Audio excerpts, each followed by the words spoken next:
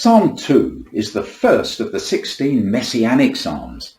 It is therefore as prophetically relevant to our situation today as any passage in the prophets or even in the book of Revelation. This psalm gives us a window into the heavenly sphere, which is what makes it so exciting. The psalm is unique in that it mentions God actually laughing. And also it's very conversational. We hear the words of nations, the Father and the Son, and we can imagine being an angel standing in attendance and overhearing these conversations. It divides perfectly into 4 sections, each consisting of 3 verses, and each section is given over to a different speaker, a different subject. Section 1, the nations. Section 2, the Father. Section 3, the Son, and Section 4, back to the Father again. So let's begin with Section 1. We read, "Why do the heathen rage and the people imagine a vain thing?" Now, heathen is a perfect description of the nations, because we learn in this section that the leaders and many of the people are not simply indifferent towards God, but they are actively working against him. They oppose belief in God and they challenge the authority of his word. Now, does that ring any bells with you, with the situation today? I think it does. And already I think we're plunged into the 21st century in a psalm which was written over 2,500 years ago. There's nothing new under the sun. People are still raging and imagining vain things. The word of God is eternal because it emanates from eternity. Time is telescoped down, so to speak, and you can have 1,000 years pass in one sentence. We're positioned in eternity when we read the Bible, and that's very exciting. Now, what we've got here is the heathen or the nations raging, and the Hebrew term translated rage is tumult or a commotion, like the waves of a stormy sea. Again, what a description of the nations today. And they are imagining all sorts of vain things or absurd things. That is to say, in the Hebrew, empty and worthless things. Yes, they appear to have plenty of ideas, but because they are in rebellion against God, their ideas are worthless, they're vain, they're empty. And the next verse tells us that they're not only worthless, but malignant. It says this, "The kings of the earth set themselves and the rulers take counsel together against the Lord and against his anointed." And there we have it. Their real agenda is not Agenda 30, as they claim, but agenda depose God and his anointed. Do they say that? No, not usually. But in this psalm, we're looking at the situation from heaven and we're reading the bubbles over their heads, so to speak. We know what they're thinking because God knows what they're thinking. If they only knew how public their wickedness is in heaven, they would hide themselves. The WEF, the World Economic Forum, and the UN, the United Nations, and the WHO, the World Health Organization, and all the other global outfits are anti-human. They see mankind as a parasite on the earth which must be culled to under 500 million. They are therefore anti-God because man is made in God's image.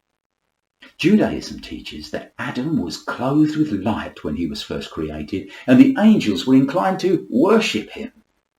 Well, it's only a story, maybe, but what a contrast between this sublime idea and the globalists' view of us being parasites. But back to the texts. We have kings and we have rulers. This covers all of those in authority. Those who are making the decisions behind the scenes, the kings, and those who carry out their orders in public, the rulers. The kings remain concealed in every generation. They are the secret and powerful groups moving world events. I'm afraid they are often involved in occult practices. They may be concealed from us, but not from God.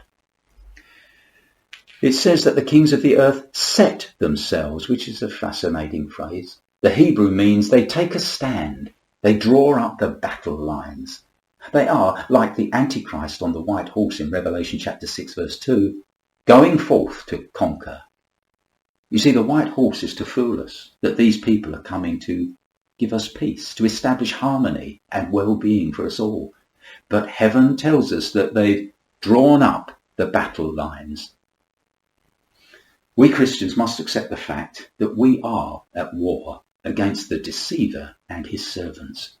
We don't need to be experts on politics, but we should have some idea of what's really going on in the heavenlies and try to convey that to those around us.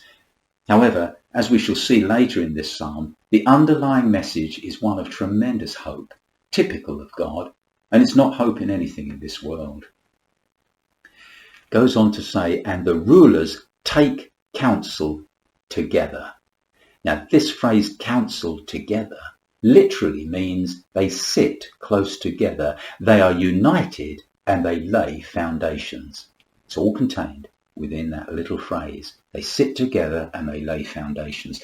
Since World War II and the establishing of the UN, the foundations for the New World Order have been installed, and we're now seeing the building rise, and the workmen are working like the devil because they know their time is short.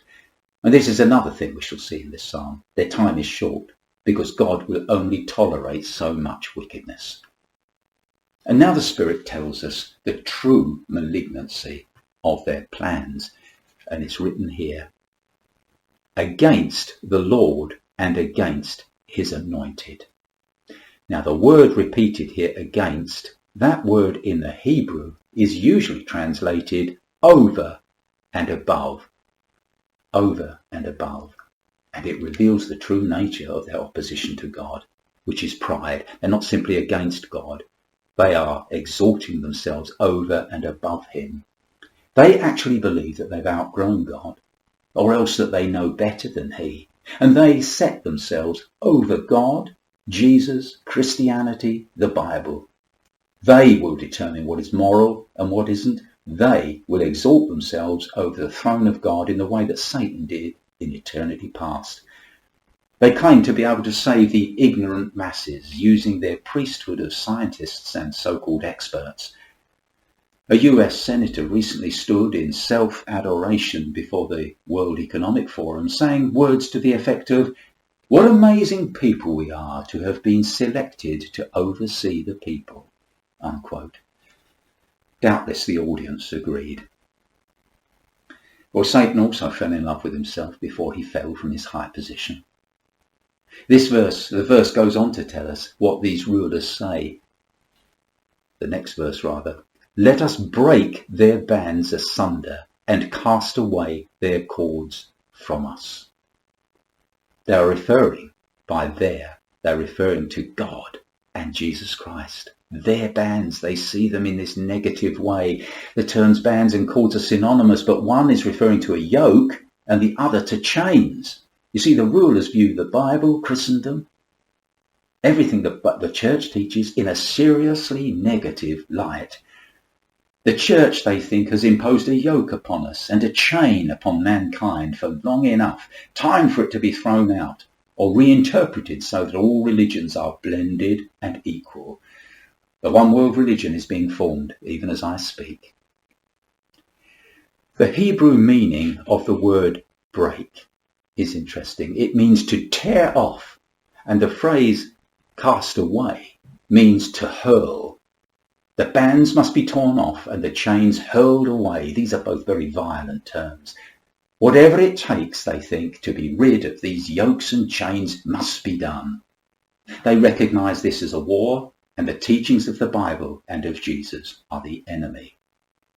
In one sense, lawlessness defines this scenario. They break the ancient and accepted laws constantly.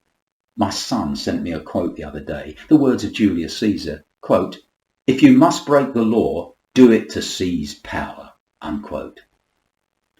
But in another sense, it's anything but lawless, because there is a proliferation of laws. It always works like this. They promise freedom from the outdated laws of God and the Bible, and then impose a multitude of their own rules and regulations through cameras, identity chips, social passports, and digital currency. Isaiah the prophet said that the days will come when, quote, they will call good evil and evil good, replacing light with darkness. Isaiah 5 verse 20. We are there. But let's not make the mistake of interpreting their draconian acts with strength, because it's the opposite. When somebody loses an argument, they start to threaten. Have you ever noticed that? First, the soft approach of debate, the pretense of being reasonable. Then, when that fails, the mask drops and they begin to threaten with force.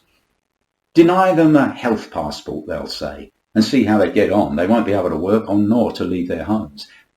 Global organisations such as the WHO and the UN and the WEF are becoming more heavy-handed because they've lost the argument and have failed to convince us with reason. Force is all that's left. Hold fast, beloved. Their blatant tyranny and theft is a sign of their growing desperation. We have a way to go yet, but things are getting out of their control.